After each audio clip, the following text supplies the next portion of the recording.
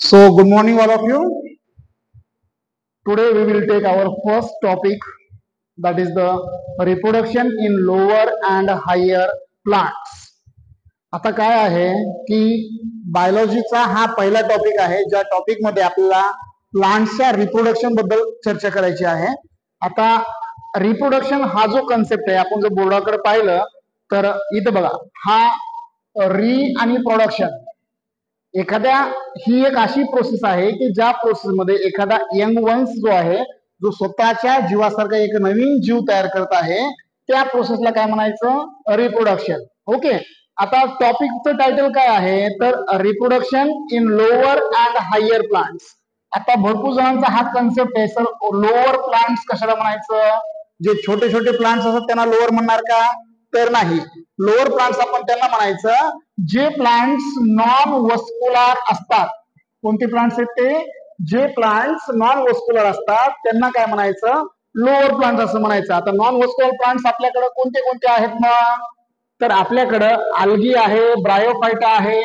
भरपूर जणांना हे माहितच नाही. लोअर प्लांट्स म्हणजे जे छोटे प्लांट असतात त्यांना लोअर प्लांट्स असं कन्सिडर करतात. ते आल्गी असेल, ब्रायोफायटा असेल, किंवा आपण ज्याला दगडी फुल असं म्हणतो, लायकेन्स सुद्धा याच्यामध्ये येतात. म्हणजे हे झाले लोअर प्लांट्स. ओके.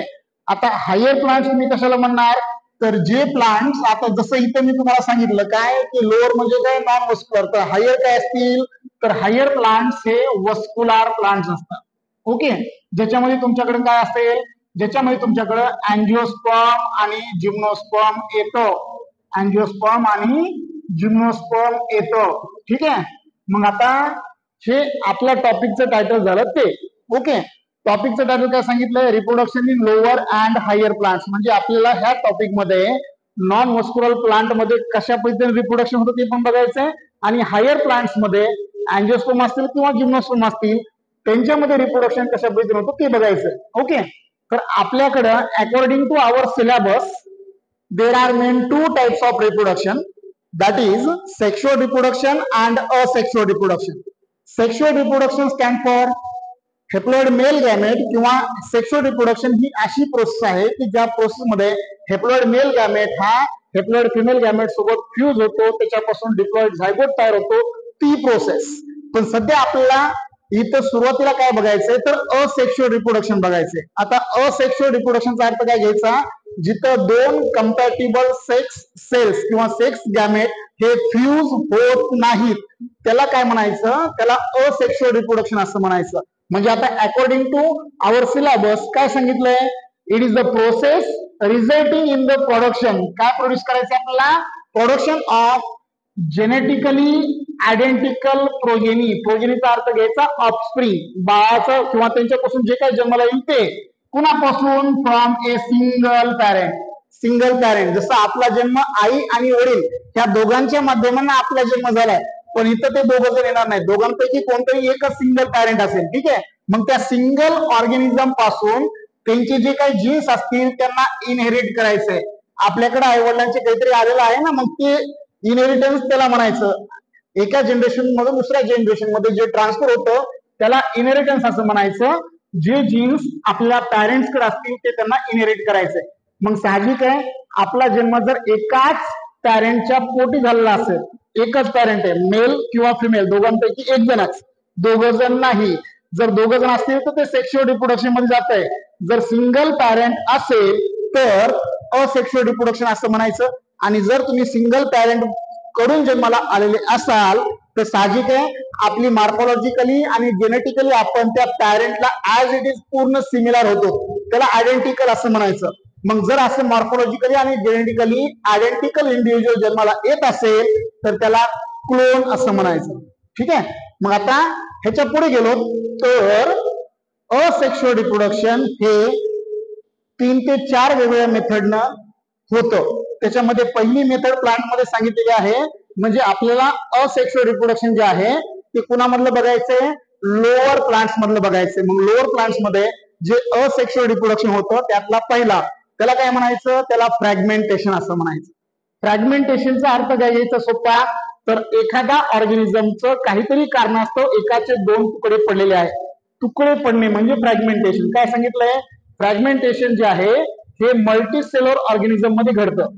ओके, मग मल्टीसेलर ऑर्गॅनिझम आपल्याकडे स्पायरोगायरा सांगितलेला आहे. कारण काय सांगितलंय किंवा होण्याचे कारण काय, can break into one or more fragments due to some reason. काहीतरी कारण असतो तो ऑर्गॅनिझम जो आहे तो एकापेक्षा जास्त तुकड्यामध्ये विभागला असेल, तुटला असेल, तर त्याच्यापासून त्या तुकड्यांपासून किंवा ते जे फ्रॅगमेंट डेव्हलप पडले त्या फ्रॅगमेंट पासून नवीन ऑर्गॅनिझम तयार होतो. त्याला काय म्हणायचं, फ्रॅगमेंटेशन. म्हणजे फ्रॅगमेंटेशन मध्ये आपलं एक्झाम्पल काय आहे, तर स्पायरोगायरा नावाचं एक अल्गी आहे. ओके, दुसरं एक्झाम्पल आपल्याला दिलेलं आहे बडी. आता बडी मध्ये काय घेणार तुम्ही, तर साहजिक आहे आपल्याकडे बडी मध्ये एक ईस्ट नावाचा ऑर्गॅनिझम दिलेला आहे, ज्याच्यामध्ये काय सांगितलेलं आहे, ज्या टाइमला त्यांच्याकडे फेवरेबल कंडिशन असेल, म्हणजे फेवरेबल कंडिशनचा अर्थ काय घ्यायचा, की त्यांना वाढण्यासाठी जी गोष्ट पोषक असते ती गोष्ट ज्यावेळेस त्यांना मिळते त्यावेळेस त्यांच्या बॉडीवरती हे बघा, producing one or more bird, छोटे छोटे कोंब त्याच्यावरती येतात. तेच कोंब ज्या टाइमला पॅरेंट बॉडी पासून सेपरेट होतात, on separation develop into new individual. आपला तो जो बर्ड होता तो बर्ड ज्या टाइमला पॅरेंट बॉडी पासून सेपरेट होईल, तो सेपरेट झाल्यानंतर तो स्वतः एक नवीन ऑर्गॅनिझम म्हणून तयार होतो. त्याला आपण काय नाव दिलं, ईस्ट असं नाव दिलं. ओके, नंतर पुढे गेलात तर आपलं तिसरा टाईप आहे ज्याच्यामध्ये स्पोर फॉर्मेशन होतं. आता स्पोर फॉर्मेशन जे आहे तर क्लॅमिडोमोनास नावाचे एक अल्गी आहे ज्याच्यामध्ये फ्लॅजिलेटेड आणि मोटाईल, काय सांगितलेलं आहे, फ्लॅजिलेटेड आणि मोटाईल. फ्लॅजिलचा अर्थ काय घ्यायचा, तर टेल असणारा सबस्टन्स किंवा अँटेना असणारा सबस्टन्स त्यांच्यामध्ये प्रेझेंट असेल तर त्याला फ्लॅजिला असं म्हणायचं. एक्झाम्पल, आपण कॉक्रोच पाहिले सर्वांनी, कॉक्रोचच्या समोर दोन दांडे आहेत बघा, त्याला काय म्हणायचं, त्याला अँटेना असं म्हणायचं. तसं एखाद्या ऑर्गॅनिझम मध्ये आता आपण जर ह्याच्या झू स्पोरचा विचार केला तर ह्याच्यामध्ये बघा असे झू स्पोर तुम्हाला पाहायला मिळतील. मोठ्याचा अर्थ काय घ्यायचा, की हे झू स्पोर एका ठिकाणून दुसऱ्या ठिकाणी ट्रान्सफर होऊ शकतात, त्याला काय म्हणायचं, मोटाईल असं म्हणायचं. काय पण झू स्पोर हे एका ठिकाणून दुसऱ्या ठिकाणी जाऊ शकतात म्हणून त्याला मोटाईल असं म्हणायचं. फ्लॅजिलेटेड म्हणजे काय, त्यांना टेल लाईक सबस्टन्स प्रेझेंट आहे जो ज्या टाइमला तो पॅरेंट पासून सेपरेट होईल, can grow independently into new individual, तेव्हा तो स्वतःच आपण स्वतः एक नवीन ऑर्गॅनिझम तयार करतो. जो ऑर्गॅनिझम कशा सहाय्याने तयार व्हायला, झू स्पोरच्या सहाय्याने तयार होतोय, म्हणून त्याला काय म्हणायचं, स्पोर फॉर्मेशन असं म्हणायचं. दुसरं पुढे गेलात आपण तर आपल्याकडे असेक्शुअली रिप्रोड्युसिंग होणारे अजून काही टाइप्स आहेत किंवा त्याच्यामध्ये अजून आपण ऍडिशन करू शकतो. जसं आपण बायनरी फ्युजन जर बघितलं, बायनरीचा अर्थ काय घ्यायचा, तर बायनरीचा सोपा अर्थ असा घ्यायचा की एका ऑर्गॅनिझमचे दोन तुकडे होत असतील, एका ऑर्गॅनिझमचे दोन, त्याला काय म्हणायचं, बायनरी फ्युजन. जे कोणामध्ये घडत आहे, जो अमिबा आणि पॅरामेशिया मध्ये घडत आहे. राईट, पुढे गेलात तर कोनिडिया फॉर्मेशन. पेनिसिलियम मध्ये कोनिडिया फॉर्मेशन होतात. कोनिडिया पासून नवीन कोनिडिया स्पोर्स तयार होतात आणि त्याच्यापासून नवीन ऑर्गॅनिझम तयार होतो. आणि शेवटचं येतं जेम्युल फॉर्मेशन, जे स्पॉन्जेस मध्ये घडतं. ठीक आहे, म्हणजे आजच्या लेक्चर मध्ये आपण काय पाहिलं, तर रिप्रोडक्शनचे दोन टाइप्स असतात. त्यातला पहिला टाइप हा असेक्शुअल रिप्रोडक्शन जो आज कम्प्लीट झालेला आहे. पुढच्या लेक्चर मध्ये आपण रिप्रोडक्शन पुढच्या लेक्चर मध्ये आपण बघायचंय की व्हेजिटेटिव्ह रिप्रोडक्शन कशा पद्धतीने घडतं. ठीक आहे, आजचं एवढं लेक्चर घेऊन थांबूया, पुढच्या लेक्चरचं लवकरच वाट बघूया.